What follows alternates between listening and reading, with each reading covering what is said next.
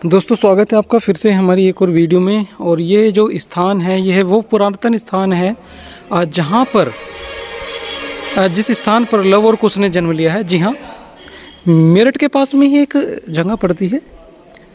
अब पूरा एड्रेस मैं बताऊंगा, डिस्प्ले पर आपको शो हो जाएगा। ये वही स्थान है जहाँ पर लव और कुश का जन्म हुआ। वाल्मीकि आश्रम है ये। जी हाँ, मेरठ से 30 से 35 किलोमीटर की दूरी पर ही ये जो स्थान है वो पड़ने वाला है।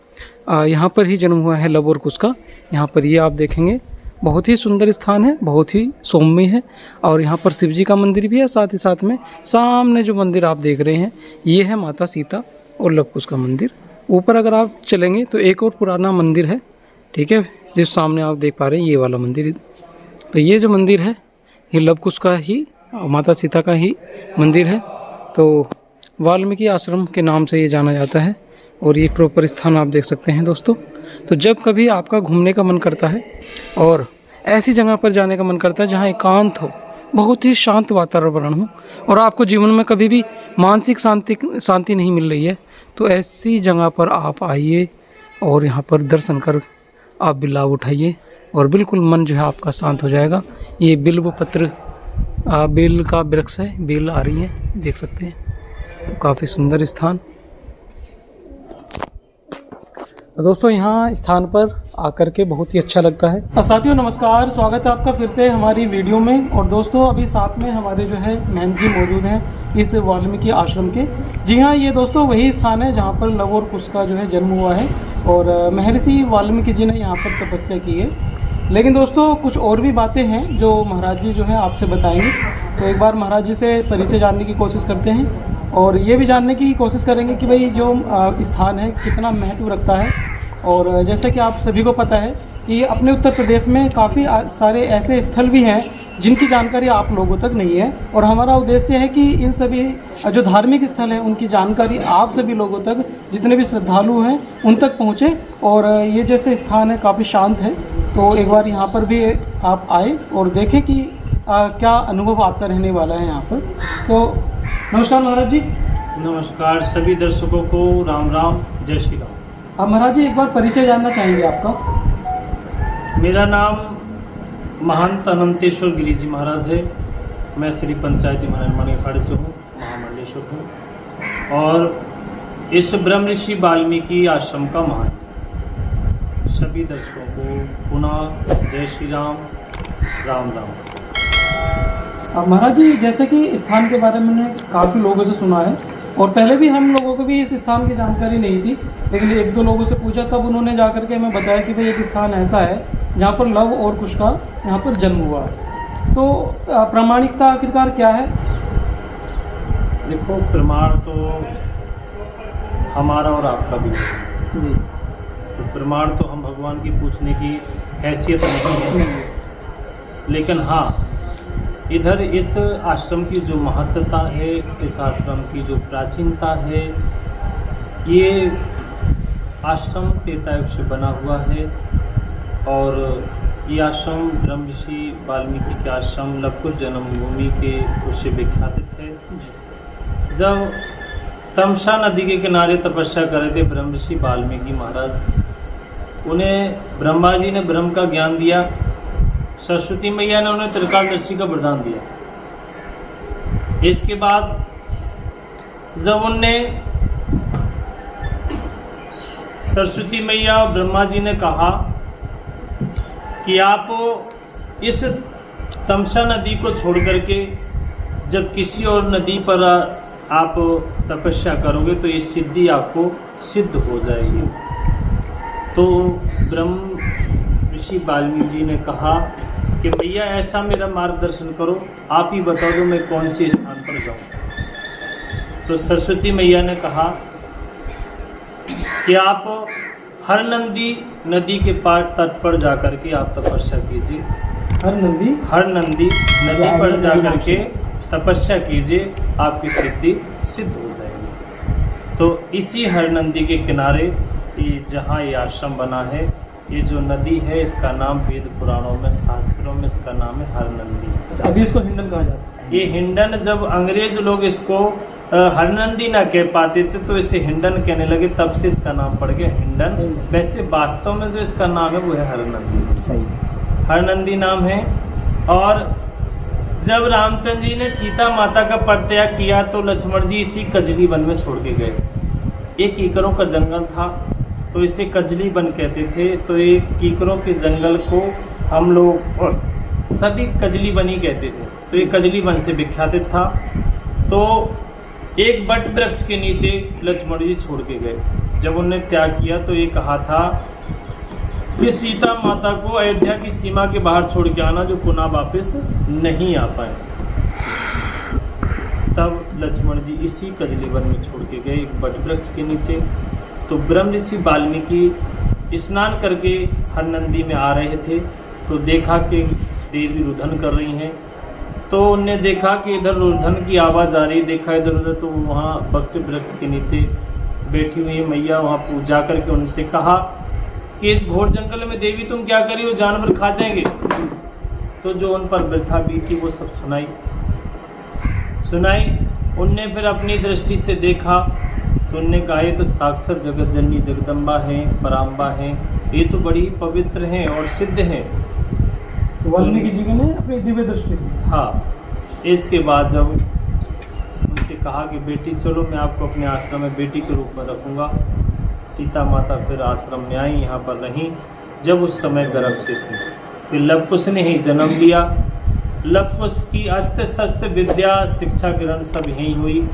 और जब अश्वमेध यज्ञ का घोड़ा छोड़ा गया तब अश्वमेध यज्ञ की लड़ाई भी यहीं घोर लड़ाई हुई। घमासान युद्ध हुआ। युद्ध होने अयोध्या की सेना चतुरंगी सेना के साथ और लवकुश का युद्ध हुआ। युद्ध होने के में सभी परास्त कर दिए। इसके बाद स्वयं भगवान राम भी आए यहाँ। राम जी ने यहाँ युद्ध किया। युद्ध करने के बाद जब तीर उनके चलने लगे तो वहाँ पर ब्रह्म ऋषि वाल्मीकि पहुँचे। वहाँ उनने देखा, उनने वहीं पर रोक दिया। उनने कहा कि ये बता पुत्र और पिता में युद्ध कैसे हो सकता। तो राम जी ने बात वहीं बाण रोक करके और रथ से उतर करके प्रणाम किया। प्रणाम करने के बाद उनसे कहा कि हे भगवान मुझे बताइए कि पिता और पुत्र का मतलब समझाइए। तो उनने कहा कि जो राजा होता है वो प्रजा का पिता होता है, इसलिए पुत्र और पिता में युद्ध नहीं हो सकता। प्रजा जो है वो राजा की पुत्र के समान है और जो राजा है वो पिता के समान है। तो इसलिए पिता और पुत्र में युद्ध नहीं हो सकता। उनने कहा कि नहीं, इसका तात्पर्य समझाइए। अभी तो नहीं समझा, भगवान समझाइए। तो उनने कहा कि इसका तात्पर्य तो आपको बंदे भी ही समझाएंगे। उनने कहा बंदे भी? हाँ बंदे भी। सीता माँ का नाम रख दिया था बंदेवी।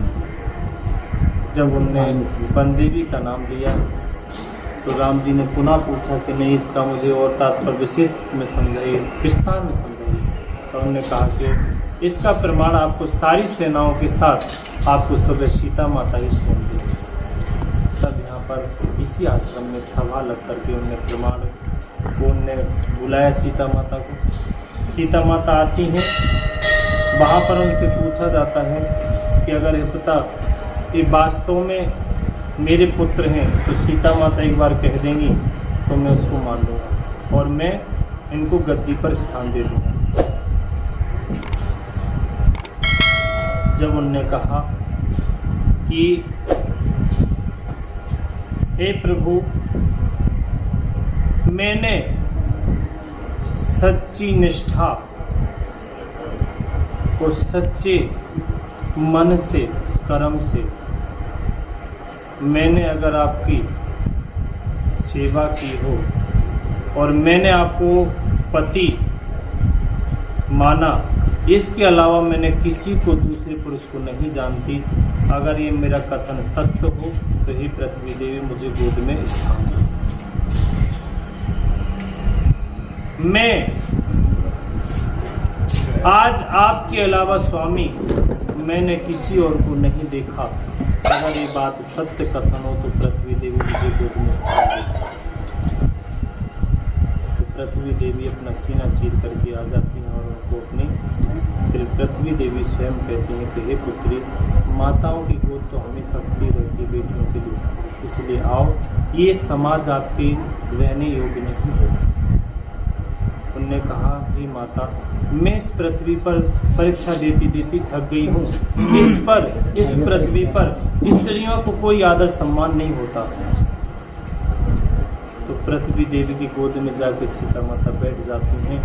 जब जाने लगी तो वहाँ पर राम जी उठ कर रोकने लगते हैं। तो उनने फिर एक ही शब्द बोला कि हे प्रभु, मेरा समय पूरा हो गया, मेरा समय पूरा हो गया, अब मैं मेरे मार्ग में मत आइए भगवान, अब मुझे जाने दीजिए। लेकिन ये जो आपके लव और कुश आपके ही पुत्र हैं और मैं आपको सौंपती हूँ, और इनको अपनी जैसी प्रजा को पुत्र के समान रखते हैं, ऐसे इनको भी पुत्र के समान रखना मैं आपको सौंपती हूँ। ये पुत्र आपके ही। और रही बातें कि मैं जितने भी जन्म हों उतने जन्म में आप ही पति के रूप में मुझे स्वीकार हो, और ऐसी नौबत प्रभु दोबारा मत लाना, जो इस अवतार में जो परिस्थिति बनी ऐसी दोबारा नहीं लाना। और सीता माता जा कर के जमीन में समा जाती हैं। तो वो स्थान भी यहीं पर है, वो है सीता माता का सती स्थल। हाँ, और पंचमुखी महादेव ब्रह्म ऋषि वाल्मीकि द्वारा स्थापित, और यहाँ पर 19 के द्वारा यहाँ पर जल चढ़ता है। तो सावन के महीने जो चल रहा है इसमें लाखों कावड़ी आकर के यहाँ जल चढ़ाते हैं, और रोजाना हजारों की संख्या में पब्लिक आकर के भी यहाँ दर्शन करती है और भगवान भोलेनाथ और सीता माता से मनोकामना मांगती है। तो माता रानी उनकी सभी मनोकामना पूर्ण करती है। तो मेरी भी जहाँ जहाँ ये वीडियो या आवाज़ पहुँचे तो सभी दर्शकों से और श्रद्धालुओं से ये निवेदन है कि यहाँ आकर के अपनी सभी श्रद्धा पूर्वक जो भी मनोकामना पूर्ण मांगेगा वो सभी पूर्ण करेंगे। बोले भगवान शंकर भगवान की जय, सीता मैया की जय, श्याम रामचंद्र की जय। इस आश्रम की विशेषता ये। महाराज जी, जो जैसे कि आजकल ब्राह्मण चीज़ें बहुत ज़्यादा लोगों तक पहुंचाई जाती हैं, और जैसे कि अभी कुछ टाइम पहले हम अंधविश्वास की भी बात कर रहे थे, तो उसके लिए जो जनता है उसके लिए उनके लिए आपका क्या राय है, क्या आप आगे उनसे कहना चाहेंगे? देखो, हम तो यही लोगों को मार्गदर्शन करेंगे कि ज़्यादा हमें अंधविश्वास में नहीं पड़ना चाहिए। हमारा जो वास्तव में वेद पुराण शास्त्रों और हमारे जो इष्ट देवता हैं उनकी हमें आराधना पूजा पाठ करना चाहिए, और ना हमें पीरों पे ना मज़ारों पे नहीं जाना चाहिए। इसलिए हम पीरों को नहीं पूजते, ना पीरों पे जाना चाहिए।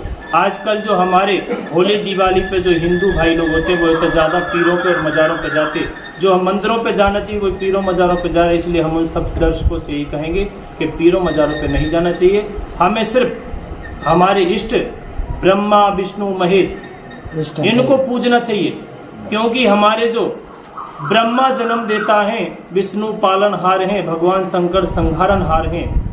तो जो हम अच्छे कर्म करते हैं या बुरे कर्म करते हैं उनका सभी निवारण हमारे भगवान शंकर ही करते हैं। तो इसलिए हमारे आराध्य भगवान शंकर ही हैं, इसलिए हमें उनकी ही पूजा करना चाहिए। हमें पराम्बा शक्ति जगतजनी जगदम्बा की पूजा करना चाहिए। बाकी हमें पीरों मज़ारों पर नहीं जाना चाहिए, अंधविश्वास में नहीं पड़ना चाहिए। जो कुछ है पता चौकियां लगा रहे हैं, जो है पता ढोंग विद्या फैला रहे हैं, इन पर हमें उतना ध्यान नहीं देना चाहिए। हमें सिर्फ भगवान पर ही पूजा और निष्ठा और प्रेम भाव से करना चाहिए, और श्रद्धा पूर्वक अगर हम भगवान की पूजा पाठ करेंगे उसी से भला हो जाएगा। एक बात बताओ मुझे, आज हमारे जो भाग्य में लिखा है वो कौन पलट सकता है? बिल्कुल कोई नहीं पलट सकता है। जो किस्मत है वो तो मिलकर रहेगा। किस्मत है जो हमारे कहते ना अच्छे बुरे जो लिखे हैं हमारे लेख भगवान ने, तो वो तो भोगना ही पड़ेंगे, चाहे सुख के हो चाहे दुख के हो। कौन है पता इसको मिटा सकता है? या अंधविश्वास फैलाने वाले मिटा देंगे, ये चौकी लगाने वाले मिटा देंगे, हैं? कौन मिटा देगा? इसलिए हमारे सभी दर्शकों से कि अंधविश्वास में ना पड़े और भगवान भोलेनाथ की और भगवान परम माँ जगदम्बा की सेवा करें और उन्हीं की आराधना करें।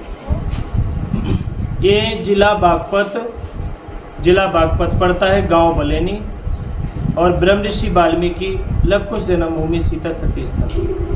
मेरठ से कितनी दूरी है लगभग? ये 25 किलोमीटर 25 किलोमीटर।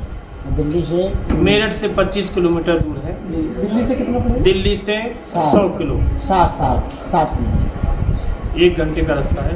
100 किलोमीटर। तो दोस्तों ये थी हमारी आज की वीडियो। मिलते हैं ऐसी अगली वीडियो में, तब तक के लिए जय हिंद।